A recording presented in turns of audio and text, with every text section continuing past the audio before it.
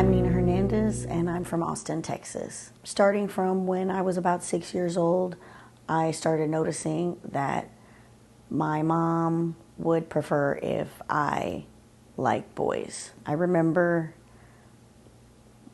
very early on her telling me not to sit like a boy, to sit with my legs closed because boys sit with their legs apart and girls don't do that. One day we were in the car stopped at a stoplight, and I remember my mom looking over at me and asking me, "You like boys, right?" I remember thinking that yes, I liked the boys in my class, and I had crushes on the boys in my class, and so I told her, yes, I like boys. I remember her saying, something to the effect of, "That's right. You have crushes on little boys. You know what I mean? You like boys." Now I understand sitting like a girl.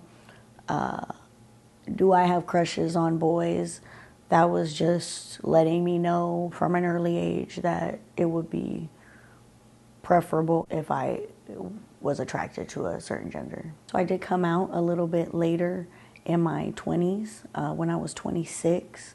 I've really been blessed to be, even before coming out, to be adopted by members of the queer community in Austin. And so that, and also taking my time to work on my mental health and my childhood trauma with a therapist, I was able to come out as a lesbian. The day did finally come that I decided to do something for myself, which is to come out to my mom. She told me, how can I tell my friends that my daughter is a lesbian?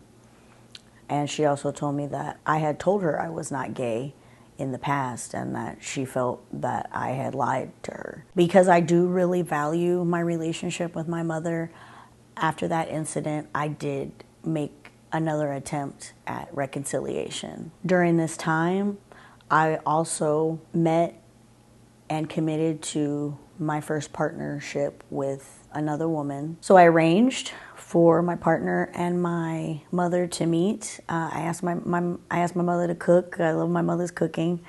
And so I asked my mother to cook for us, which she did agree to, and I felt like that was a sign that perhaps we were making some progress in our relationship. The day of the meal happened, and I was really excited. I invited my mom over to my house. She is an amazing cook. She is the ultimate Tex-Mex cook. She made my favorite meal that she does is a green chicken enchilada casserole, which is just phenomenal. She makes it, for like my, special occasions, because it is kind of a labor-intensive meal. So I invited, she came over, she assembled it, cooked for us. Everything seemed to be going well. She and my partner were getting to know each other. We had a phenomenal meal.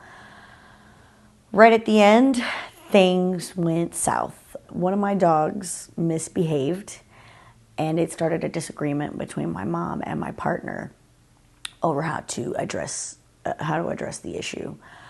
I tried to be a mediator, and I wanted to quickly resolve the situation, but unfortunately, my mom decided to continue escalating. My mother and I spoke privately, and I asked her, "Mom, can you please not do this today?" Meaning, "Mom, can you please not make this situation about you?" She sneered at me, and she went back into the living room and began to collect her things. And she gave my partner a very cold goodbye, and left. I remember walking out after her as she was getting into her car and asking her through her car window if she would please stay.